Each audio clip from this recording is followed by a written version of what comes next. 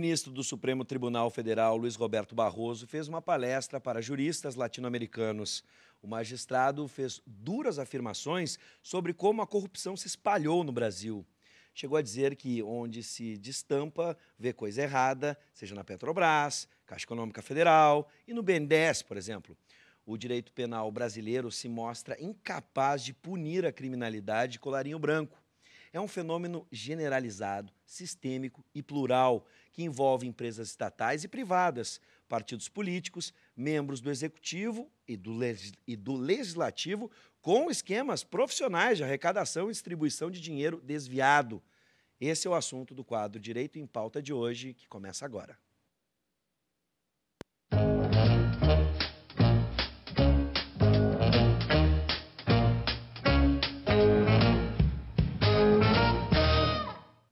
A ideia do contrato social concebida pelo pensador John Locke aponta que todos nós temos de concordar para que as leis funcionem.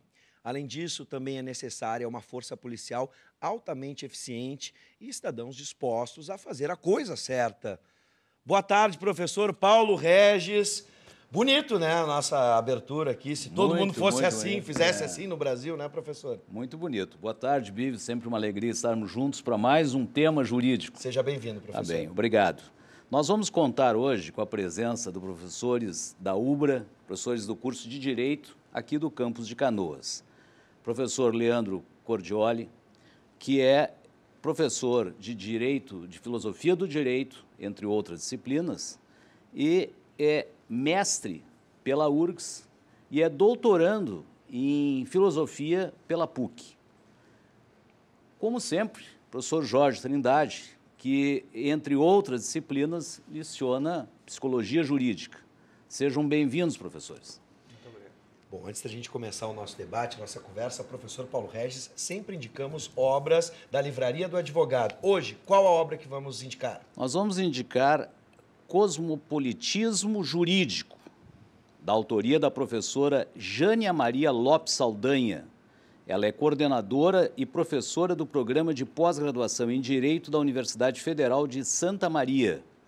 A obra aborda o cosmopolitismo, uma teoria variável em construção, cosmopolitismo jurídico, uma prática variável em consolidação e a razão do cosmopolitismo jurídico. Dessa forma, a obra tem por escopo abordar as teorias e práticas de um direito emergente, a globalização e a mundialização. Essa é a obra que nós estamos indicando. Você está vendo aí na tela o telefone da Livraria do Advogado. Você pode adquirir essa obra junto à Livraria do Advogado. Vamos começar então. Professor Leandro, seja muito bem-vindo mais uma vez. Boa tarde a todos, senhores.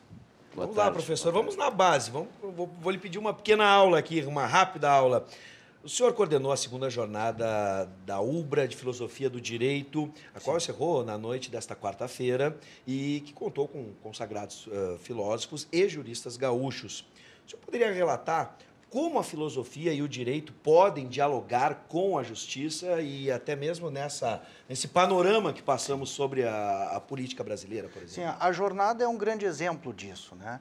Essa jornada que a gente promoveu e se encerrou ontem com a palestra do nosso vice-reitor, ela está na segunda edição e a primeira edição ela foi designada como a invenção da modernidade. Foi promovida em homenagem ao professor Dr. Tadeu Weber, da PUC. É um professor muito amado pelos seus alunos.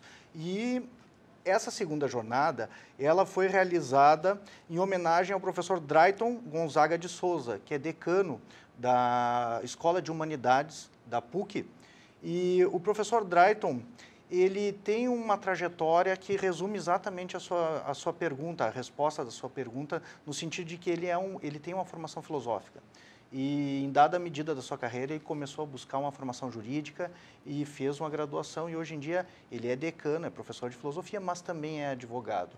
Ao mesmo tempo, a gente constata cada vez mais a procura dos bacharéis de direito por uma formação filosófica em pós-graduação e em nível de graduação, porque as duas coisas são complementares. Então, se o direito ele busca resolver, uma das suas funções é resolver os problemas da sociedade, a filosofia ela vai dar resposta aos problemas do próprio direito. Ou seja, né, se o direito ele regula conflitos sociais, quem é que regula os conflitos do direito?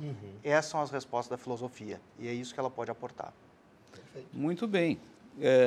Professor Leandro, o senhor o senhor está com a obra, participou da coordenação desta obra. Aqui é um artigo da sua lavra, e ele se denomina A Invenção da Modernidade, né? Essa obra, e o título do seu artigo é A Virtude da Justiça, personalismo ético aplicado à atividade jurisdicional em Aristóteles. E nós lhe perguntamos, é possível nós relacionarmos o referido texto da sua lavra com o atual e conturbado momento político que nós atravessamos no Brasil? Sim, tanto político quanto jurídico, né?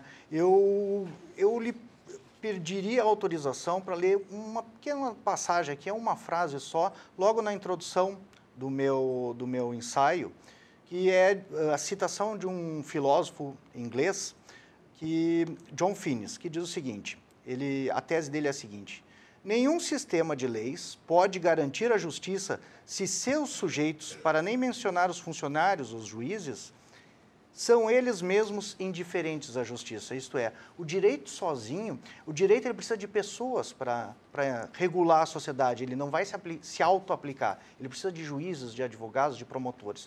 Se os advogados, os juízes e os promotores são indiferentes à justiça e à lei e ao direito, então essa sociedade ela vai ter problemas. E o caso é, na nossa sociedade, a gente encontra exatamente desvios em termos de corrupção em todos os planos sociais, e não adianta a lei tentar buscar corrigir, porque se as pessoas, elas mesmas, não tiverem uma preocupação ética, isso não vai ser suficiente, a lei não vai ser suficiente para corrigir esses desvios.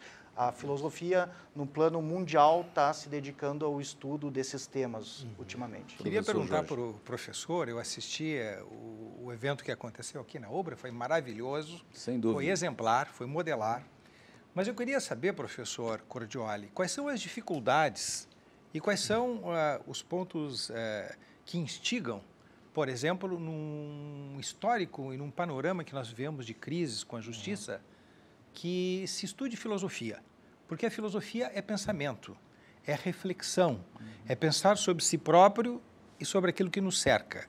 Como se pode, nesse contexto, recorrer à filosofia, ou será que a filosofia nos currículos, na universidade, nas escolas, está perdendo espaço? Olha, a filosofia cada vez tem um maior espaço. O próprio projeto proposto pelo professor Drayton, homenageado no evento, mostra que cada vez mais o pessoal do direito vem buscando uma formação filosófica para poder enfrentar esses problemas, essa crise institucional, jurídica, política e ética que a nossa sociedade está sofrendo.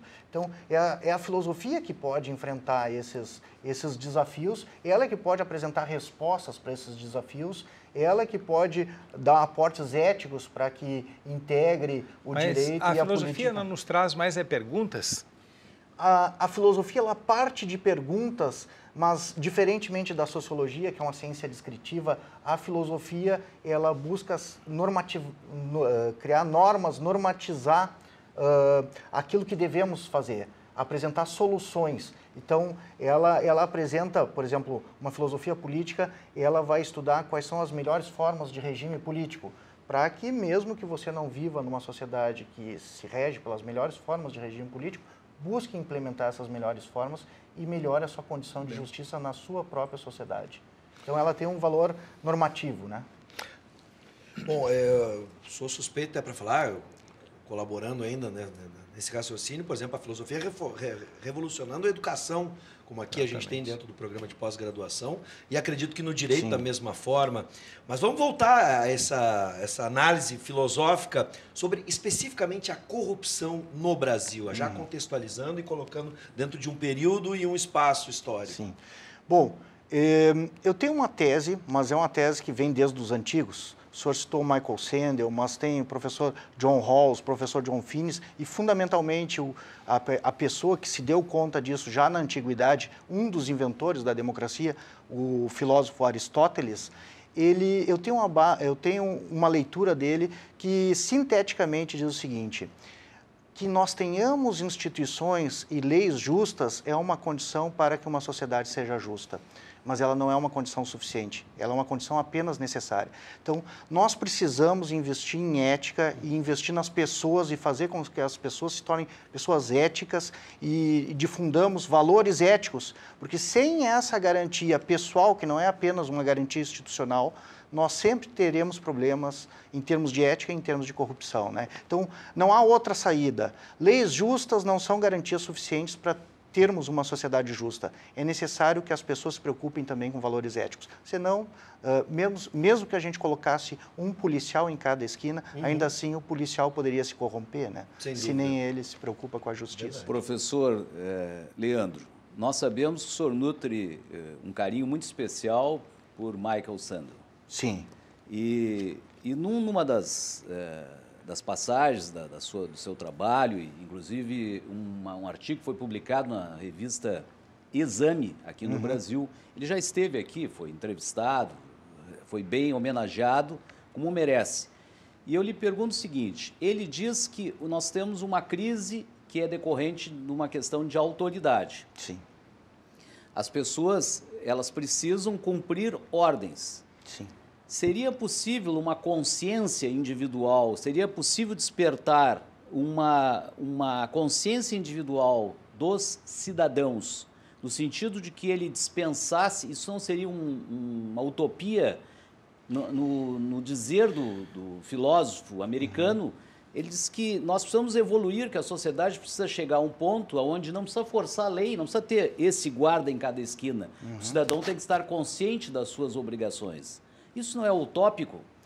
Não é utópico, eu vou lhe dizer, eu vou lhe repetir, enquanto as pessoas não vivenciarem por si próprias esses princípios éticos e esses valores, e é isso que hoje está faltando na política, no direito, muitas vezes também, e na própria sociedade, nas relações entre os cidadãos, e não vivenciarem como algo relevante e aprenderem a respeitar os outros e serem pessoas honestas e preferirem a honestidade à corrupção ou ao dinheiro fácil, enquanto isso acontecer, nós não estaremos seguros na nossa sociedade. Sempre estaremos sujeitos a injustiças praticadas, né, por pessoas. As leis não são suficientes. Então, o senhor poderia chamar isso de utopia, eu chamaria de a única solução possível, né? Muitas vezes a gente está longe dela, mas deveríamos buscar. E é nessa medida que a filosofia apresenta respostas.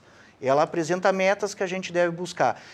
Platão usava uma figura da navegação para ilustrar isso aí. Ele dizia o seguinte: quando um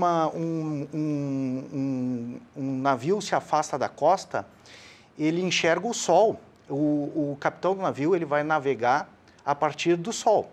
E ele pode usar o sol como referência. Ele pode dizer, olha, vamos navegar em direção ao poente. E ele nunca vai chegar ao sol, mas ainda assim é o sol que dá a direção para ele se orientar. Então, quanto mais próximo ele estiver do destino dele, melhor ele vai estar. Quanto mais distante, pior ele vai estar. Então, pode ser que o senhor enxergue isso como uma utopia. Eu diria para o senhor, é a única solução possível. Talvez a gente não consiga uma plena consciência de todos os cidadãos, mas deveríamos buscar implementar isso na medida do possível. Para fechar, professor, entendendo a Constituição como uma materialização do contrato social, o que a gente precisa fazer para que o brasileiro cumpra a lei, especialmente a nossa classe política? O que a gente precisa? Quais seriam os caminhos? Dentro de tudo isso, se a gente pegar uma obra de um filósofo que eu já citei, o Aristóteles, né? No livro 7 dessa obra, o Aristóteles ele coloca que só há uma solução possível, né? É a valorização da ética. Mas há uma questão estratégica importante. Porque os cidadãos eles não vão se desenvolver eticamente sozinhos. É importante que os governantes sejam modelos de ética e governem com ética, porque eles têm uma função arquitetônica da sociedade. Se o próprio governante não valoriza princípios éticos e se corrompe, o que sobra para os outros cidadãos e para as pessoas carentes, né, que estão numa situação mais delicada? A última colocação que eu gostaria de fazer, esse livro está disponível gratuitamente para download no site da editora, que é a Editora FI. Também o evento foi apoiado também pela editora Livraria do Advogado, que é uma grande parceira da universidade.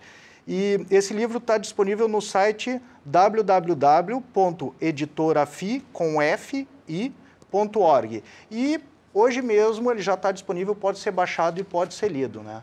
Já pelo pessoal em casa. Maravilha. Que brilhante aula que tivemos aqui. Um prazer recebê-lo. professor. Dá para a gente imaginar o seguinte, utopia ou não, que a gente siga sonhando com uma sociedade cada vez mais justa, especialmente aqui no Brasil, e o senhor nos deu um bom caminho. Muito obrigado, professor. Seja obrigado, professor. Obrigado. Obrigado. Professor Jorge Trindade, professor Paulo Regis, até o próximo encontro. Até o próximo. Muito obrigado. Obrigado aos professores. Muito obrigado, senhores.